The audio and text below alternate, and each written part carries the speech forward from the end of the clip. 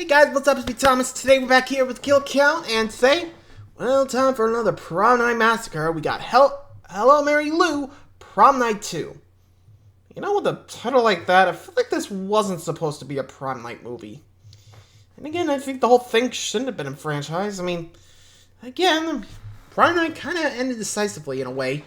Not sure how this became a sequel, but we're about to find out. Well, so let's check it out, huh? Be sure to like, subscribe for more. Hope you enjoy. Let's go. Sorry.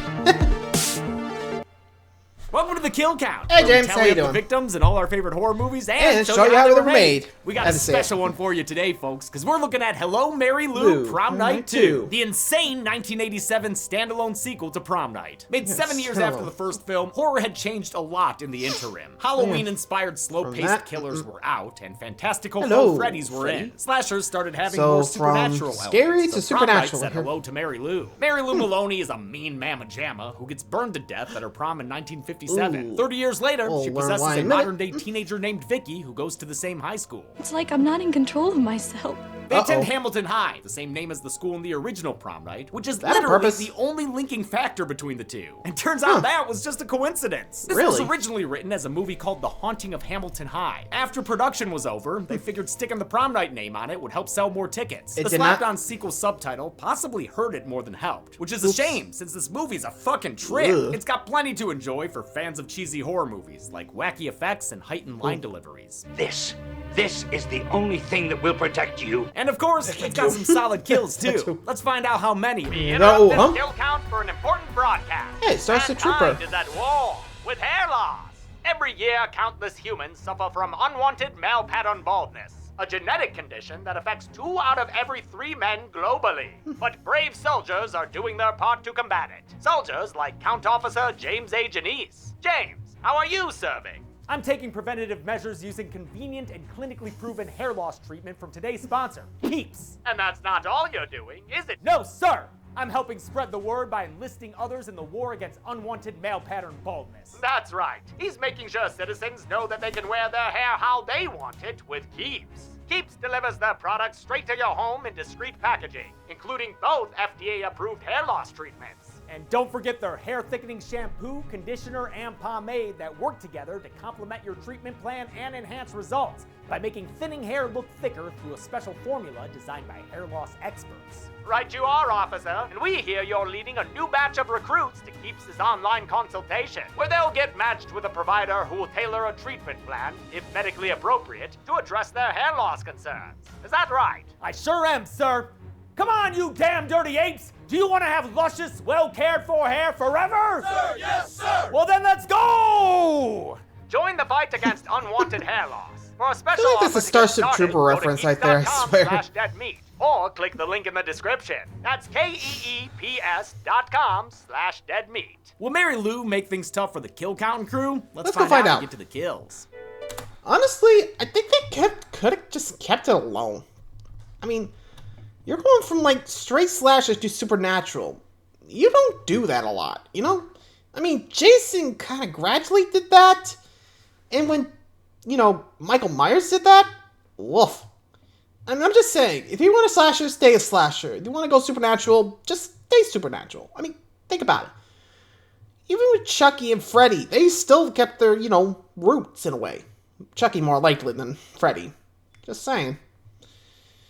So, yeah. Maybe there's a Prom Night 2. None, even if the script allowed it, just no. Sorry, I'm just saying. Being critical, but still dumb move. Well, anyway, let's see where the supposed sequel happens and see how many victims fall to Mary Lou, huh? Let's check it out. And see what happened to Mary Lou. The movie begins in a high school storage room. Yo, they got some puppets in that trunk? Nope, just no a title puppet master. card. It's 1957 at Hamilton High School during prom. A great place to cut a rug and or find your one true love. Billy Nordham's here with Mary Lou Maloney. No one else can get him dancing so close up and red. So he's downright heartbroken when he catches her backstage kissing Buddy Cooper and drinking his schnapps. Billy don't like getting cut, but Mary Lou Maloney just don't give a damn. It's not who you come with.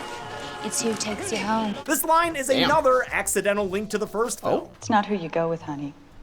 It's Who Takes You Home. It would go on to be used in the 3rd and 4th movies as well. Mary Lou wins So the prom only queen, another which only means connecting she's thread right for there. carrying. Instead of pig's blood, Billy heads to the rafters with a smoke bomb, but the only thing it ends Why? up smoking is Mary Lou Maloney. Smokes her like a Thanksgiving Whoops. turkey cooked by Eric from Billy Madison. Damn, that's a Goddamn. good fire stunt, performed by stunt woman Leslie Monroe. Billy cries Whoops. out and Buddy bangs on the ground, and with a leer, Mary Lou Maloney has a meltdown. 30 years later, Literal meltdown, because you know what I mean. But yikes.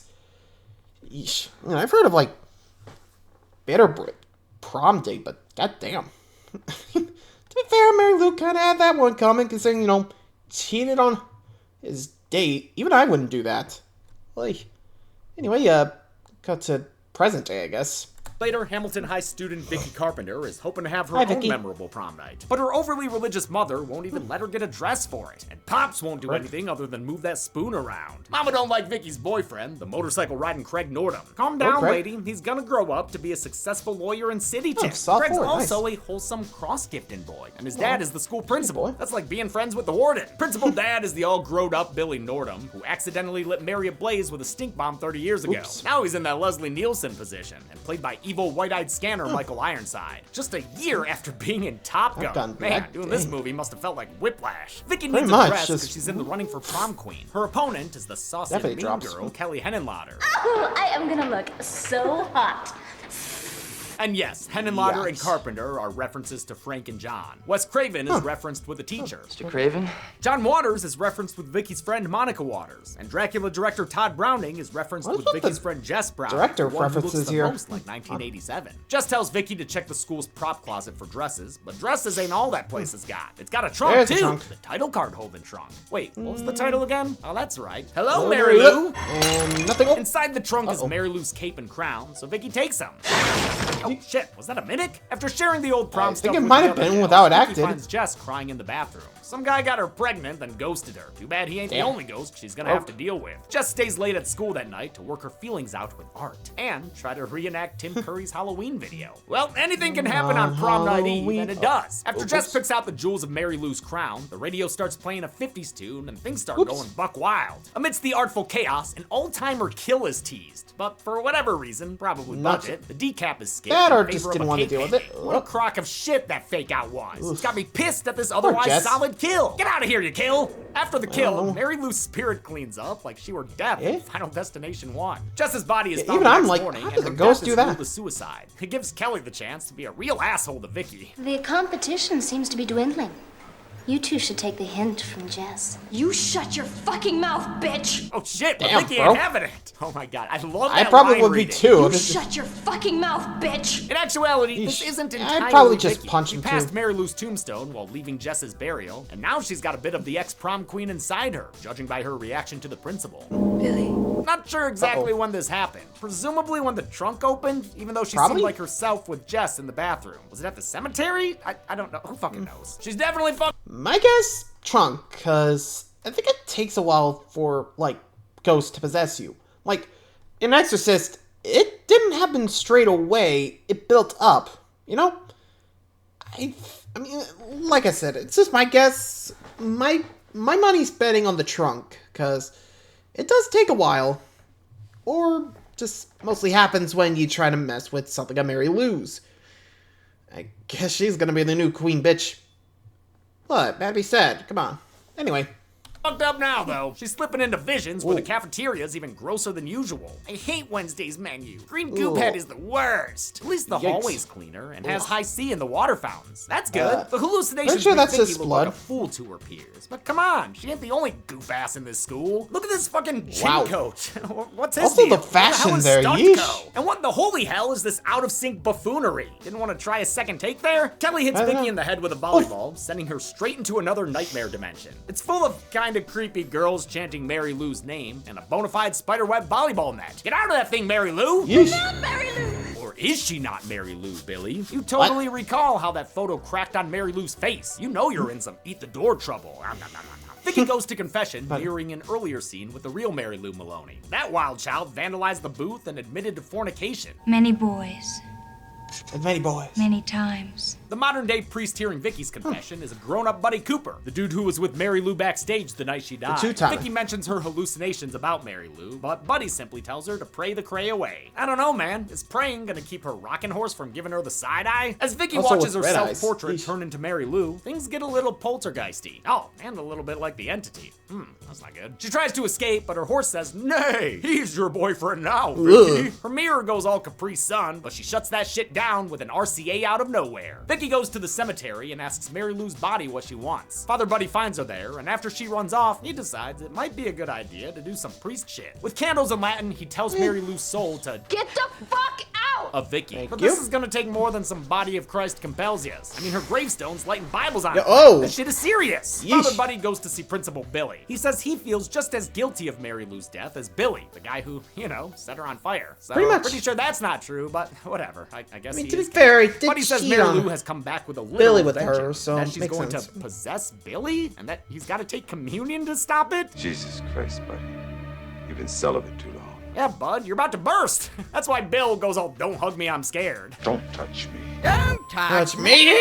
In class the next day, Vicky sees Kelly turn into Mary Lou, so she pows her right in the kisser, earning her an after-school detention. Detention in hell! Or, wait, detention in help me? That can't be right. Another eerie effects extravaganza erupts, beginning with hands through a stretchy chalkboard that thankfully don't rip like the ones in Bloody New Year. That poor movie. It tried, man. It really tried. The splash de resistance is when Vicky falls into the blackboard sideways. This was a specialty built set on the floor, so cameras could shoot down at it. It took them 5 whole days to film this 45-second sequence, which used a whirlpool device made by effects artist Jim Doyle. Doyle's the guy who designed Freddy Krueger's glove. He also played Freddy when he stretched out the wall above Nancy's bed and designed the spandex wall for that effect. I'm guessing he did the chalkboard trick for this movie. Man, the Nightmare series needs a recount. When chalkboard tubby time is all said and done, Vicky's no longer looking Vicky. She's looking all wet and more like Mary Lou, because she's possessed now. Being possessed might be a sin, so off to the confession booth she goes. Mary Lou has some unfinished prom business with Bud. After letting him know who she is, Vicky Lou Maloney busts through the booth walls and laughs at his use of a crucifix as a shield. She takes it away and kills him with it off screen, sending the camera into a spiraling fit. Oh God, I'm gonna hurl. Now that she's full Mary Lou, Vicky comes to school dressed like her and using 50 slang. See you later, alligator. Scram. The only upside to this possession is that you know Mary Lou won't take the shit Mr. Craven pulls when he inappropriately touches her in class. Oh, why'd you name that guy after Wes? Using her powers of whatever, she gives him a bit of fire crotch. That's it for now, though. I'm sure he'll get a real good death later. Probably not. What, we never see him again? God damn it. Vicky's friends notice that she's acting like a mean little weirdo, and her friend Monica confronts her about it in the locker room. Monica is Vicky's best friend. She had a funny introductory scene. Get lost, asshole. So why don't guys ask me out? And now she's in a scene that was, pretty memorable to me as a kid. It puts the Slumber Party Massacre shower scene to shame, simply because of how long Vicky's actor Wendy Lyon walks around fully nude. I know the word brave gets overused for performances, but like, come on, this is brave and completely sells her possession. It's cool that Lyon got to be in Guillermo del Toro's Oscar-winning Shape of Water. Good for her. Nikki Lou Maloney's not the only reason this scene stands out. It also ends on a fun kill after Monica hides in a locker. Wop bobbaloo bop a wop bam. Oh, and with the oozing blood, it's so good. All murdery and Monica. Mary Lou goes looking for the principal's son. She finds Craig backstage where things get real aggressive. And if the choking didn't make it obvious, she outright admits she ain't Vicky no mo. Wait, whoa, what the fuck is this shit now? Oh, it's a nightmare Billy's having. Give us a warning next time, movie. After choking Craig out, Mary Lou approaches his dad in his office. Billy realizes it's Mary Lou inside Vicky's body, which gets him named like her Rocky. You're next. No. What the fuck was that? No. Hey, no. Did you ever think you'd be in Prom Night II? No. He finds Craig and brings him too, but when his son starts saying he has to go find Vicky, Billy keeps him out of it in a simple way. Bonk. He knocks him out with his shoe.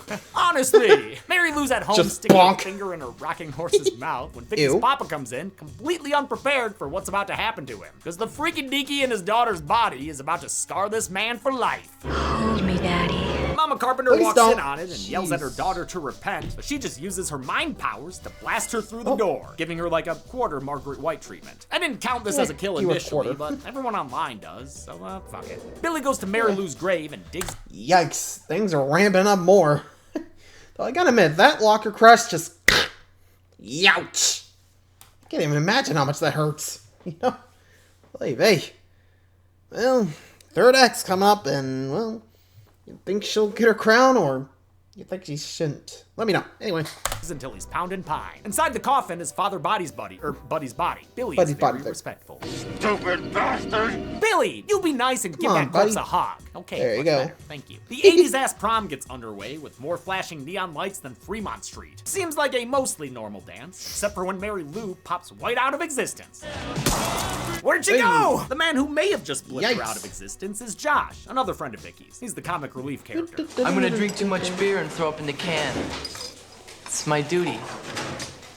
I'm a teenager. He's sometimes a little annoying, but at least he gives us references to The Exorcist. Your mother so sucks in hell, Father Karras. Josh is played by Brock Simpson, who was in the first movie as young Nick. He's also in the third and fourth prom nights, the only actor to appear in all of them. That's probably because he's the son of prom night producer Peter Simpson, who also may have helped write and direct reshoots for this movie. Seems like a lot of people wrote and directed various scenes during reshoots, including Simpson, writer Ron Oliver, and director Bruce Pittman. Josh is in charge of the electronic votes for Prom Queen and changes them to make Kelly win in exchange for a favor. After she's done, she gets back to her date, who gives her a big old kiss. I don't know what's funnier though, that joke or the quality of his line dub from earlier. You have a drinking problem. I drink. I get drunk. So what's the problem? Oh my god, it sounds so bad. I drink. I get drunk. So what's the problem? Anyway, you don't want to hack an election in a way that'll piss off a ghost, who apparently can just tell when she's not gonna win. Mary Lou jacks into a nearby cable port to terrorize Josh with clip art. She ultimately kills him with electric beams that shoot into his eyes and take over his typing fingers. Oh man, this actually kind of kicks ass. It's a simple effect, but done so well. Dude just got control. Goodbye, Josh. This prom might be sponsored by IBM or some shit, because they announced the winner electronically with the touch of a so-called magic button. The computer works faster than the one in Willy Wonka and announces Vicky Carpenter as queen of the slow-mo adulation. Screenwriter Ron... Wait a minute. Carpenter. Okay, I was about to say... Was it related to the science teacher? But then again, that's Craven, not Carpenter. My bad. Anyway, thank God I caught myself. Moving along. Oliver cameos to make a joke at Kelly's expense. Hey, Kelly, how'd you blow it? Mary Lou Maloney is all set to begin her reign, unless Billy can follow through on his Dead Zone plans. Craig is also racing to be part of the final act, but he's unable to sprint through the empty school fast enough to stop his dad from opening fire and shooting the prom queen?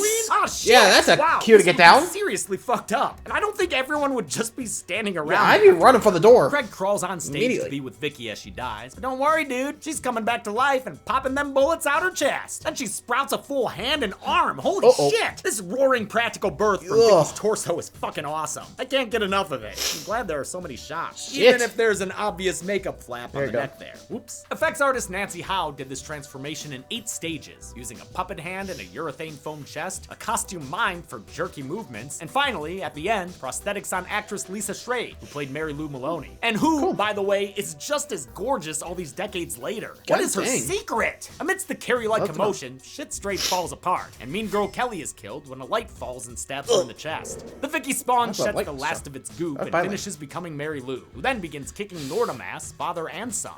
Really starting to piss me off. Her attack on Craig includes some light rope play and a pretty good jump scare. Oh, becomes a sort of final boy and stumbles upon the animated corpse of Josh in a sarcophagus. But Mary Lou tricks her way into his arms by pretending to be Vicky as the title card trunk magically reappears. Can you dig it? She tries to send Craig into the trunk. What would that do? Let her live again? I don't know the rules here. But after some fun effects and this actor screaming his ass off, Billy shows up to play the prom queen crown on Mary Lou. Or it might be a fake idol, you never know. He dons her his queen. I guess that sends her soul evil deading through the school and all the way back to her gravestone? Oh, and it blows up. Oh wow, and then it blows up. I don't get it, what the hell? Sure. Mary Lou's soul is at rest, maybe, since she's dancing with a young Billy back in the 50s now. The trunk slams shut, but Craig hears Vicky's voice coming from inside it. Careful, dude, that might be a leprechaun. It's not, it's a goopy Vicky, and she's actually Vicky. For real this time. That means the movie can be done now, just as soon as we hear from the greatest cop extra I've ever seen. I don't know what we got here. Something strange. You're telling me. Alright, and that's a wrap, folks. Oh, wait, we've got to rip off the ending of A Nightmare on Elm Street first. Because Craig and Vicky get into the back of a car, only to find out their demon foe lives on. Mary Lou has now possessed Billy. That's crazy. And the movie ends with Vicky screaming as Mary Lou 2 drives off. How much of the student body was left dead thanks to a ghoulish ghost gal? Let's find out and get to the numbers. Just as soon as we're done crowning the kill count prom queen. It's Molly! Oh, congratulations, Molly. It was a unanimous vote. You only voted. Sorry, I had to say it. I counted 7 kills in Hello, Mary Lou, which I've always considered the standard early slasher count. There were 5 female victims and only 2 male victims, though, which is much less common in terms of gender breakdown. Yeah, no kidding. In fact, of the 23 other times we've counted 7 kills on this show, we've only seen this breakdown once before, with the original Black Christmas. With a runtime of 97 minutes, Prom Night 2 had a kill on average every 13.86 minutes. I'll give the Golden Chainsaw for coolest kill to Monica. It's a standout suspenseful sequence for plenty of reasons, one of which is the awesome practical crunch of those lockers crushing her to death. A wop bop a looba. Dollar Shave for lamest kill will go to Buddy Cooper, since it happened off screen and then senselessly spun around to make us all sick. And that's it. Hello, Mary Lou Prom Night 2 came out in 1987 and bombed at the box office. It eventually found an audience in home video and became a cult classic that deserves all of its modern recognition. Next week, we've got our first recount in over a year. But until then, I'm James A. Janice. What you got? This has been the Kill Count. On the next Kill Count. Ladies and gentlemen, boys hey, Kill Counts from outer space! Balloon boobs. Okay. Step right up for a new Kill Count of the recount. Never seen before. Hey, what are you guys trying to pull here? Okay, you got me. It's actually a Kill Count recount. Stupid kids and their pranks. But hey, P.T. no Barnes said it so long ago. If there's one kill count that needs recounting, it's Killer Clowns from outer space! Holy shit. The definition of a cult classic, Killer Clowns from Outer Space, is a clown car full of delights. Witness captivatingly creative clown-related carnage. What are you gonna do? Knock my block off. Boom.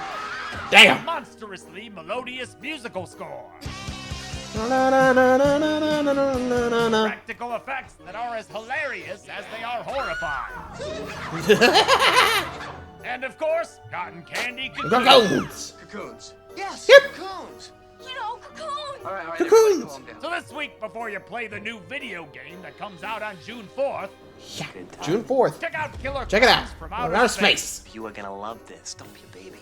And on Friday, follow your balloon doggy over to the Kill Count Recount, only on Dead Meat. What are we waiting for? Showtime! Clowns from outer space. Yeah, you gotta love how to say it. Kill the Clowns from outer space.